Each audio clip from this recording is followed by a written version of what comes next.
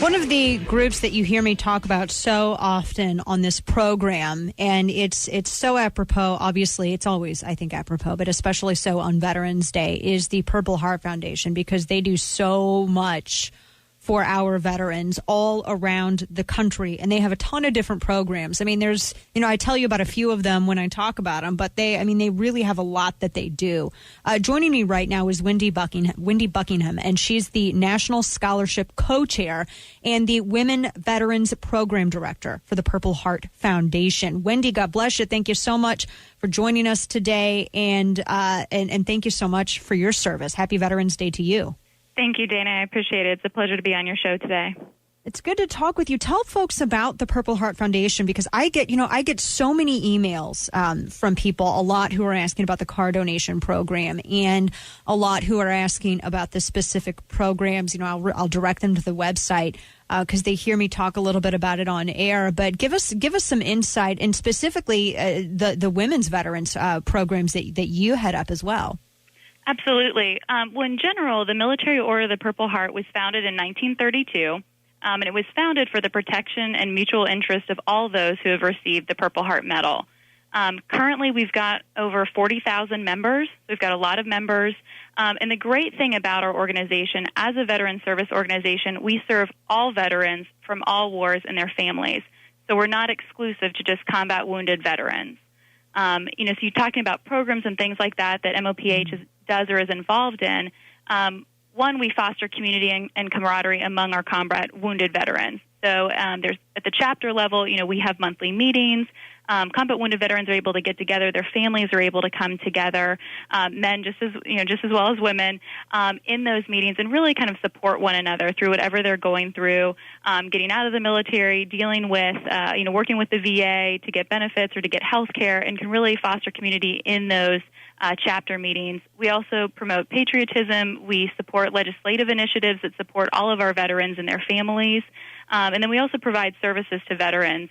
We've got national service officers who actually help veterans file their claims when they're leaving the military to file for disability compensation with the VA, and we've been extremely successful in obtaining benefits for our veterans. Yes, and I know that especially with everything that's been happening with the VA and all of that, the controversy too. I know that we've had so many people respond and talk about how the Purple Heart Foundation has been such a blessing to them and their families because of everything that you're able to do. Now, I know that because you have you have the PTS support, you have the vocational training, but you also have programs for women veterans as well. I mean, not to say we love our men, but when women come back, their needs are all, they're different because men and women are different. Give us a little insight into this. Absolutely. And just to give you some background about women in the military as well, up until 1973, women remained a very small minority in the armed forces, and that was due to some legislation that imposed a 2% cap on women's participation in military service. So about 30 years ago, approximately 140,000 women served in the military, making up less than 1%. But now, since 9/11, approximately 280,000 women have served, which is actually 15% of our active duty force and 18% of our reserve force. And currently, women constitute approximately 20% of our new military recruits across the board. So there's a lot more women who are serving, both in reserve, guard, and then active duty capacity. And then we're also going to see a lot more women becoming, leaving the military and becoming veterans as well, in need of medical care and things like that down the line. So as the Director of Women's Veterans Issues for the Military Order of the Purple Heart, one of the things that I do is I work with our combat wounded women. And what I'm trying to do is build a special community among all of them. So we've got our own webpage that kind of gives them links to really helpful resources, whether it's education related to the GI Bill or it's healthcare related to VA healthcare or employment needs. We have all that online for our women vets. And then we've also got a monthly newsletter that goes out to all of our combat wounded females to try to build that sense of community and give them some helpful information. And I'm always a resource available, so I'll get calls. I'm unhappy with, how I was, a vet will call and say that, she's unhappy about the disability compensation that she received, and so we'll try to assist her in any way that we can to make sure that she understands her benefits and that she's also getting the best assistance possible in order to get access to those benefits as well.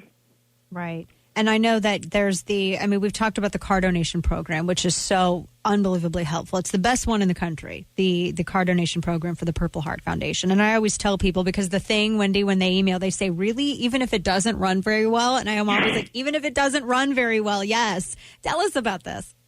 And that's awesome. That's exactly right. I mean, we have a ton of programs, and if people are really interested and they want to find out more about what they can do to help our veterans, they can go to the Purple Heart Foundation's website, which is it's the purpleheartfoundation.org. They can go to the website and learn different ways to help veterans. They can also, we even have a way that they can text and donate money. They can actually donate $10 to the Purple Heart Foundation by texting the word purple in all caps to 20222. As well, to donate money that really donates to our programs and then helps our veterans.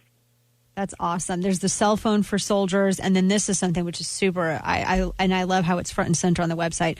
The Veteran Suicide Hotline, which our veterans, they've experienced some things that we will probably never. I mean, you can never imagine, and they need to be able to talk it out, and especially if things, if they're having a particularly bad day, it is so important that there's this number 1-800-273-TALK right there on the purpleheart.org website. I mean, is there any? I mean, I'm looking at it at this point. I'm like, is there anything that the Purple Heart Foundation doesn't do? Because you all quite literally cover every single thing that a veteran could need when they come home and they're acclimating to civilian life, Wendy.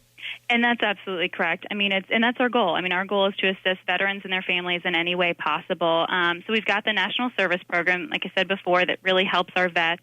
Last year alone, we provided assistance to over 19,000 veterans and their dependents who ended up receiving over $300 million in well-deserved benefits from the VA. So again, we have experts who are trained and accredited to assist our veterans in processing those claims. They get in, they know what they're doing, they take care of our veterans, and they kind of keep them informed all along the way to let them know what's going on. We've also got the Veteran Affairs Voluntary Services, VAVS. What the VAVS program does is they assist our veterans in VA facilities and state veteran-operated homes. So they have grants to provide clothing, personal items, anything that our veterans may need when they are living in those homes or those facilities.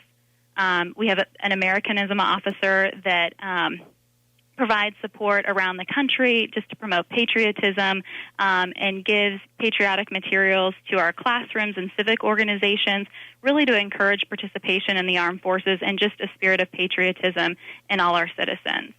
And then we've got some major legislative proposals as well. Yes. And everything that you can do to legislatively also protect our veterans as well. If people want to get involved, Wendy, what's the quickest way for them to get involved if they want to donate time, money? Obviously, give to purpleheart.org is where to go. What does the Purple Heart Foundation need the most of right now? Let's ask that. And that's a really good question. I mean, I think definitely, funding to do what we do is always necessary. One of the things that, in addition to women's issues that I work on, is the scholarship committee. Every year we award approximately 80 to 85 scholarships of about $3,000 apiece to Purple Heart recipients and their lineal family members. It could be a spouse, it could be children or grandchildren. And it's an excellent program, and all of that money comes from the foundation. So it's a great program for us, and we're so thankful that the foundation is able to provide those funds. So again, any type of monetary donation, no matter what the amount, is extremely helpful because it's fueling those programs. The other thing, if people really want to serve with their time, getting involved and being a volunteer with VAVS, going to a VA facility or a state veteran home to go visit our veterans and talk to veterans, they love that, just to thank them for their service. That really, that's what today, Veterans Day, is about. And just to be able to do that throughout the year. So our veterans who might be alone, who might not have any family support, to have somebody thank them is really a big deal. So just kind of spending that extra amount of time as well can be extremely helpful. That is, and we so appreciate all of those out there who have been working and supporting and sending money and spending their time into the Purple Heart Foundation, because like I've said, everything goes to our veterans, and if not us, then who? If not now, then when? They served us, and it's our privilege to serve them. Wendy Buckingham with the Purple Heart Foundation, thank you so much. And Wendy, thank you again so much for your service. For those who don't know, Wendy was in the United States Air Force 2008 to 2012, and she was in Baghdad too, and she received the Purple Heart Air Force Combat Action Medal. She's won a number of awards. So Wendy, God bless you. Thank you for your service. Thank you for serving other veterans as well. You continue to serve. Thank you, Dana. I appreciate it so much. Thank you. And Purple Heart, give to purpleheart.org, folks. Wendy, thanks again. We appreciate your time today. You can go to givetopurpleheart.org. And, they and like Wendy said, they do so much for our veterans. And it's veterans helping veterans, which is what's so great. I mean, she served in Iraq, and now she's serving our veterans here, which is so awesome. And I can't say enough good things about it. We get a lot of feedback about it. About the car donation program and just a number of things that people can do in order to serve those who've served us. The PTS support, the vocational programs, the Canines for Combat Veterans grant. And remember, all donations 100% tax deductible. So don't just think about getting involved. Actually go and do get involved. Give to purpleheart.org. That's give to purpleheart.org. The number's 888-414-4483. That's 888-414-4483. 4483.